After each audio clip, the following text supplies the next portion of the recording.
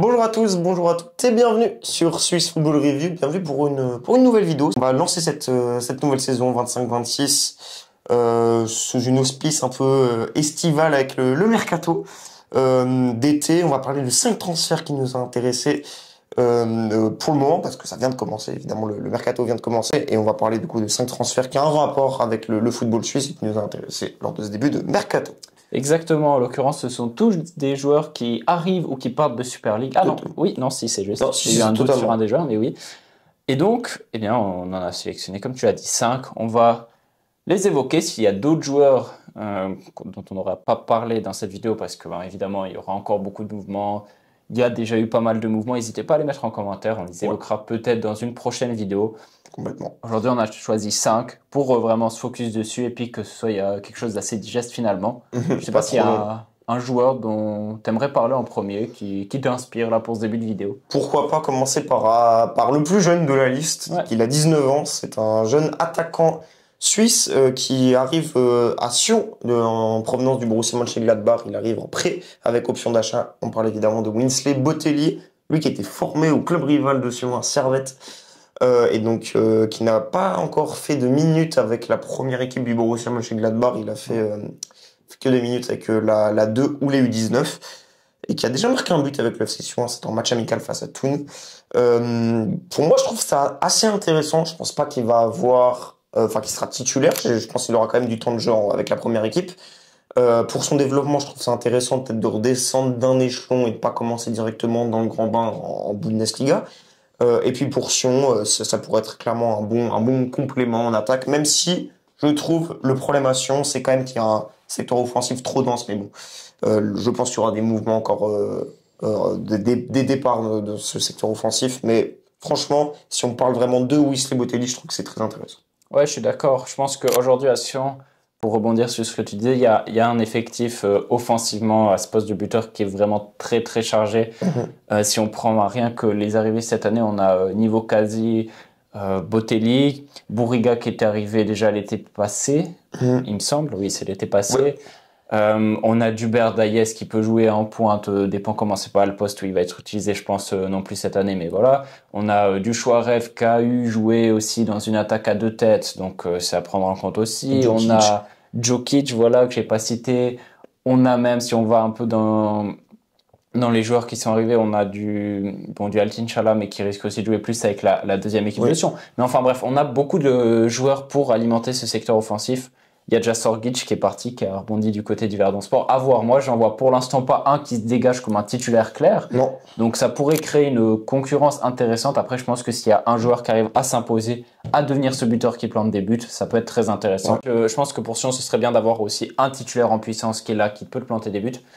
Mais d'un point de vue Winsley Botelli, par contre, je pense que c'est un excellent transfert. Comme tu l'as dit, il a besoin d'aller chercher ce temps de jeu, de se développer. On le sait, c'est important pour les jeunes, j'allais dire jeunes Suisses, mais pour les jeunes en général, d'avoir du temps de jeu, etc.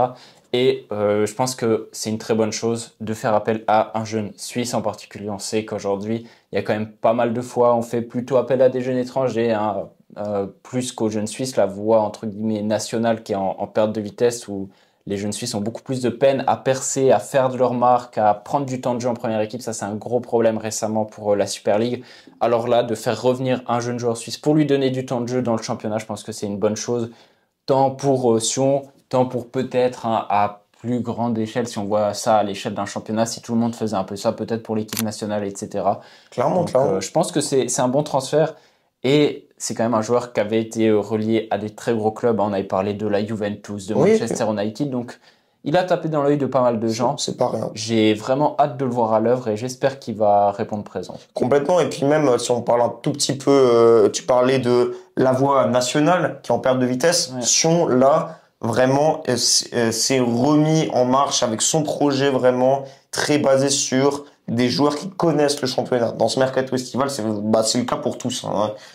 Tous les joueurs ont connu le championnat suisse, que ce soit première ou deuxième division, et moi je trouve ça très intéressant de se baser là-dessus.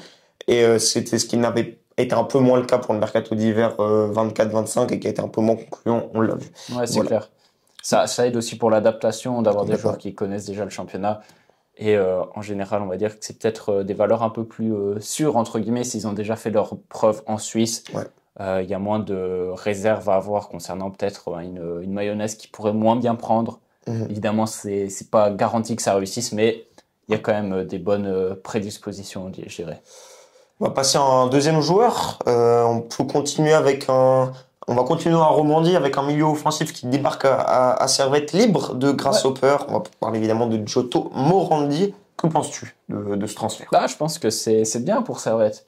Déjà, c'est un joueur qui arrive libre. Alors évidemment, en Suisse, on sait, il n'y a pas des énormes moyens à disposition. Faire venir des joueurs libres, c'est souvent une très bonne option. Là, en l'occurrence, c'est vraiment un joueur qui était important du côté de Grasshopper. Ouais.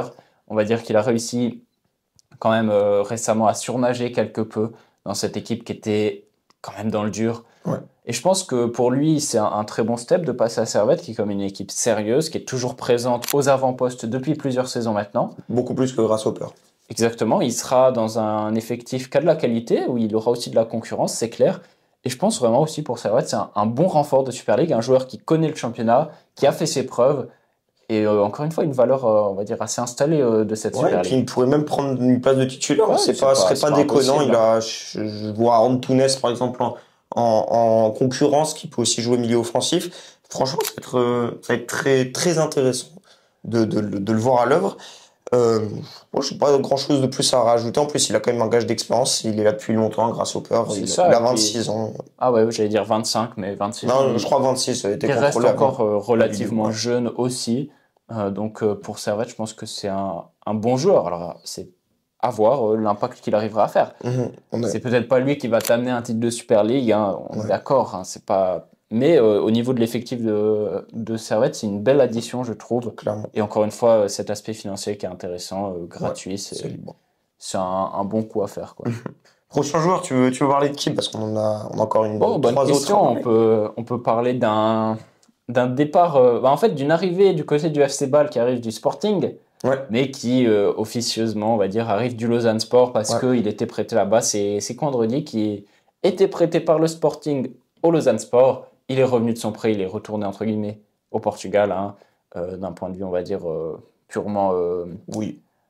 Bah, c'est administratif, voilà, exactement. C'est le terme que je cherchais. Et qui donc là est prêté du côté du FC Bâle qui fait quand même une bonne opération, je trouve, avec ce transfert. Clairement, moi, il m'a impressionné. Un Kondredi, très, très, très bon joueur, qui a réussi aussi à prendre sa place, hein, avec notamment Sanchez jusqu'à sa blessure. On avait Roche. C'est clair que c'est la Custodio, il a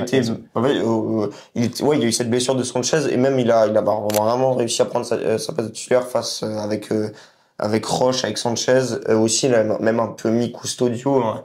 Custodio aussi, était dans la concurrence, mais il a réussi à se faire une place directe, quoi, et c'est très intéressant. Il est jeune, il a 23 ans, et pour moi, ça fait partie, en plus, on va le voir après, mais il y a un départ au milieu de terrain à Abdoulaou, donc pour moi, ça commence très bien, le fait que Abdoulaou part et donc Kondredi arrive, je trouve ça très cool, côté ballot. Ouais, c'est clair, il a, entre guillemets, hein, malheureusement, profiter aussi de cette blessure de Sanchez pour vraiment avoir encore plus de temps de jeu, s'imposer encore plus du côté du Lausanne Sport. Il est très jeune, c'est un joueur qui a vraiment du potentiel. Et pour Bâle, je pense que c'est un bon coup, vraiment. On l'a dit, enfin, pas forcément dans cette vidéo, mais en général, Bâle qui a fait quand même pas mal confiance à des talents étrangers, etc.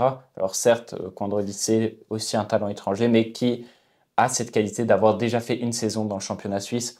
Et ça, pour amener aussi un peu de stabilité avec des joueurs qui découvrent pas complètement un nouvel environnement. Qui connaissent Ludovic Magnan surtout. Et c'est vrai, j'ai pas fait le lien, mais t'as raison, il suit complètement Ludovic Magnan. Donc ça, je pense que c'est aussi une bonne chose pour Bâle. Un joueur qui va connaître donc déjà un peu les méthodes de l'entraîneur, qui va connaître le championnat, qui a déjà montré qu'il avait du talent, ça c'est indéniable. Pour Bâle, je pense que c'est un bon recrutement, ça coche à peu près toutes les cases, quoi. Ouais, et puis surtout ça compense un départ, on va en parler. Bon, en vrai, ça fait la transition. Parlons-en maintenant, le départ de Léon Abdoulaou, qui part du côté de Hoffenheim pour 8 millions. Franchement, je pense que c'est peut-être la plus grosse, un des meilleurs jeunes de la saison passée. Il est, je sais pas, je crois qu'il a 21 ans. Ouais, exact. Je crois qu'il a 21 ans, 21, 22, j'ai un doute sur son âge, mais c'est pas grave. C'est un jeune Suisse qui pourrait clairement devenir le futur au milieu de terrain de l'équipe de Suisse. Moi, je le vois comme ça, avec un Yachari, par exemple. Bon, Yachari a quand même un step au-dessus, évidemment, mais moi, je suis honoré de voir des joueurs comme ça débarquer en Bundesliga et pourquoi pas devenir titulaire à Hoffenheim, parce qu'Hoffenheim n'est pas un gros de Bundesliga en ce moment. Ils ont terminé 15e la saison passée, ils ont réussi à se sauver, mais il aura clairement du temps de jeu et il pourra s'adapter. Je pense plus facilement que s'il allait directement dans un gros club, quoi, je sais pas, un BVB, par exemple, ou un Bayern. Bon, voilà. Donc moi je trouve ça cool. Et en plus, bah, il aura peut-être, enfin, je pense que ce sera vraiment une année cruciale, une saison cruciale pour lui, parce que s'il arrive à faire des bonnes paires, ça pourra peut-être attirer des gros clubs au Portillon, ou même encore Murat Yakin qui pourrait peut-être venir le chercher pour les qualifs pour la Coupe du Monde 2026. Franchement, c'est une année où c'est vraiment, faudra avoir l'œil sur Abdoulaou. S'il arrive à en faire des bonnes performances, ça pourrait vraiment devenir une année très clutch pour lui. Ouais, c'est clair, on en parlait au début de saison, dans les joueurs à fort potentiel qui pouvaient prendre une nouvelle dimension cette année. On l'avait cité, ça a été réussi pour lui, Clairement. qui donc est couronné et récompensé par ce gros transfert en Bundesliga. 8 millions, c'est pas anodin, je pense que de toute façon, Hoffenheim va lui donner sa chance. Ouais. Pour Hoffenheim, acheter des jeunes joueurs comme ça aussi, il y a l'idée qu'il peut progresser et qu'on va pouvoir le revendre. Hein. C'est ça. Clairement, c'est aussi dans un coin de la tête, je pense.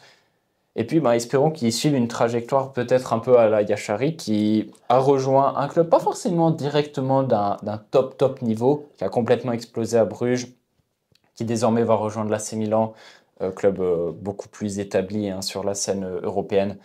Mais Abdoulaou, très bon transfert pour lui du côté de l'Allemagne. Ça, je pense que c'est indéniable. Attention, j'espère juste qu'il aura quand même ce temps de jeu, qu'il répondra présent. Ouais. Parce que, comme on le dit toujours, c'est évidemment une mais je pense constante classique. C'est pas le plus grand club de Bundesliga, au final. C'est ça, il faut du temps de jeu. Mais on l'a vu avec des Amenda, par exemple, cette saison, ça a été compliqué. Bon, il a eu aussi, il me semble, un ou deux problèmes de blessure, mais même il a peiné à vraiment à prendre cette place du côté de Francfort. Jacquez, son transfert à Stuttgart aussi, pour l'instant, il n'a pas énormément joué. Donc, des joueurs comme ça, je leur donne encore des chances. Hein. Bien sûr, ils sont encore très jeunes. Je pense qu'ils ont les armes pour aller chercher ce temps de jeu en Bundesliga. Je m'en fais pas plus que ça, mais ce serait bien qu'Abdoulaou directement arrive et qu'il bénéficie de ce temps de jeu pour pas freiner cette progression. Mais encore une fois, Jacquez, c'est Stuttgart. Je pense aussi à hier, c'était Wolfsburg. Amenda, c'est Francfort. C'est des clubs qui jouent un peu plus le milieu haut de tableau. Alors que là, au final, ils sortent d'un maintien plutôt difficile à la 15e place, une place juste avant les barrages. Je crois qu'il y a des barrages en Bundesliga ou relégation directe, j'ai un doute. Mais bref, ils sont sauvés sur la dernière place. Donc, pour moi, je pense qu'ils l'ont pris, ils ont mis la somme. Je pense qu'ils vont voulu laisser du temps de jeu. Donc, franchement, il y a tout pour bien faire. C'est peut-être ça la phrase qui. Ouais, c'est ça. Mais c'est relégation directe, il me semble. Ouais, alors. Parce qu'il y a je pense les 3 derniers qui sont relégués. Alors ils sont terminés la 15e place et à partir de la 6e place c'était relégation directe dans ce cas-là. C'est ça, exact. Bref, voilà. Donc franchement très très intéressant ce transfert. Et puis le dernier. Vas-y, mais présente-le. Qui est justement encore une arrivée du côté du FC Bâle, encore un joueur qui connaît la Super League, ça c'est bien. Je pense que c'est peut-être des choses qu'il a manqué un peu à Bâle ces dernières années, comme je le disais, où on a recruté beaucoup de jeunes étrangers. Alors, très bien pour Bâle, ça a souvent bien marché, ça a permis de faire des grosses ventes derrière, mais pour le développement d'un effectif, on va dire, stable et une vraie progression pour s'installer au top niveau de Super League, je pense que c'est important aussi d'avoir des joueurs plus établis, peut-être des valeurs entre guillemets un peu plus sûres. C'est un peu ce qui est recherché en allant chercher, mais en allant chercher Tsunemoto. Tsunemoto du côté de Servette, qui sort, il me semble, quand même une saison et demie, je pense, du côté du club Grenage. Un petit je crois peut-être mis 2 ans, mais je suis pas sûr en tout cas. Bref, mais il a fait au début, il est arrivé, il était très très bon à Servette. Hein, il a vraiment fait l'unanimité. C'était un peu plus compliqué sur la fin de son aventure Grenat. Je pense quand même qu'avec Bâle, il peut se relancer. Ça a suscité des critiques parce que certains disaient pourquoi aller à Bâle finalement, c'est un club qui est encore relativement proche du Servette FC. Quel est ton avis là-dessus? Pour moi, je pense qu'il a eu une période plus compliquée, comme tu l'as dit, à la fin de son aventure à Servette. Est-ce que aller dans un step encore plus au-dessus que Servette, ça lui redonnait du temps de jeu, plus de temps de jeu, je pense pas. Et voilà. Pour moi, il a quand même déjà un certain âge, il a déjà 26 ans. Bâle, ça joue le titre cette année. Ça pourra, si il y a cette stabilité, et j'espère qu'il y aura, ça pourra rejouer le titre la saison prochaine. Ça peut rejouer la coupe. Ça peut jouer aussi l'Europe. Donc il y a plus de possibilités à Bâle de se montrer. Ça, il n'y a pas un step qui est, c'est un step assez mince. Peut-être que Bâle est quand même au-dessus de Servette, mais il n'y a pas un changement drastique. Donc il pourra s'adapter. En plus, c'est un championnat qu'il connaît parce qu'il voilà, il change juste de club, mais il reste dans le même championnat. Et pour moi, il pourra clairement prendre sa place de titulaire et avoir du temps de jeu. Donc pour moi, c'est assez intelligent de la part de Tsunemoto. Il sait qu'il aura une saison plus dense, où il pourra plus se montrer, où il aura des aventures qu'il a peut-être, ouais, il a quand même eu des aventures européennes à Servette. Mais là, il y a une possibilité de Ligue des Champions quand même, au-dessus de l'Europa League. Donc franchement, pour moi, je pense ces raisons ont fait pencher on fait que Tsunemoto a accepté le défi bâlois, je pense. Ouais, pour Tsunemoto, je peux comprendre. Peut-être que symboliquement, au XXIe siècle, Bâle, ça reste quand même un mastodonte du football suisse. Après, c'est clair que la forme récente des dernières saisons de Bâle peut prêter à discussion. C'est un peu le genre de débat qu'il y avait pu avoir pour le départ de Vouillot aussi, du côté de Bâle. C'était encore un peu différent parce que Bâle était vraiment moins bien au moment où il est arrivé là-bas. Ouais. Mais d'un point de vue Servette, par contre, je pense que c'était important de le vendre. Il restait pas beaucoup de temps sur son contrat. Et empoché, il me semble, on parlait d'1,8 million, mais je pense que c'est très bien parce que 1,9 million là. Selon Transfermarkt, c'est 1,9 million. 1,8 million, moi j'ai lu 1,8 million dans la presse. Bah alors c'est peut-être ça plus doit fiable. Être, environ 1 million, par là autour. Par là autour, ouais. Ça change pas drastiquement le raisonnement. Je pense que c'est important pour Servette de pouvoir empocher de l'argent sur un joueur comme ça, plutôt que de le voir partir libre. Donc de ce point de vue-là, je comprends tout à fait qu'il y ait une vente aussi et que l'offre ait été acceptée. Ouais. Même si il me semble que il y a des offres plus hautes qui avaient été refusées cet hiver. Après l'hiver, c'est peut-être un peu plus complexe à remplacer, etc. Ouais. C'est un peu plus épineux comme dossier. Là cet été, je comprends que on préfère cash out entre guillemets sur Tsunemoto pour rentrer un petit quelque chose. Puis il y a plus de temps. Je fais un exemple que l'hiver c'est plus épineux. On pense par exemple au départ de Schmid à Sion où c'était très dur de remplacer. Au final, c'était moins concluant. Bref, voilà. Donc moi, je trouve ça intéressant. Et du coup, peut-être qu'il nous fera une saison vraiment, peut-être encore d'un meilleur cru et peut-être que d'autres clubs un peu dans le top 5 européen, top 5 championnat européen viennent toquer. Pourquoi pas? Pour Tsunemoto, il lui reste quand même des années. Il a de l'expérience, il a de la bouteille, mais il lui reste des années. Donc il est dans les beaux âges d'une carrière de footballeur, 26 ans. Donc franchement, pour moi, Bâle, c'est assez cohérent. Puis en plus, il a des joueurs qu'il connaît, Vouillot, c'est tout en fait. Je crois que c'est tout que Vouillot, voilà. Il connaît Vouillot. S'ils se sont croisés, peut-être un petit peu, mais. Ah si, quand même, non. Moi, je crois. En tout cas, bref, il a quand même des copains quand même romans à Bâle, en tout cas. Voilà, Oui, c'est sûr. Mais il est arrivé du Japon, il me semble. À Servette, l'adaptation sera sûrement plus facile de Servette à Bâle que du Japon à Servette. Voilà. Merci de nous avoir écoutés. C'est comme ça que se conclut cette vidéo. Il y aura d'autres vidéos, je pense, Mercato cet été. On va tenter quand même de plus en faire parce qu'on a plus le temps. On est en période de vacances scolaires. Donc voilà. Évidemment, n'oubliez pas, comme l'a dit Noé, s'il y a des joueurs que vous avez envie qu'on en parle, on va en parler. Ne vous en faites pas. Notez-les nous en commentaire. Et puis, à bientôt pour une prochaine vidéo. Allez, ciao, ciao. Ciao, ciao.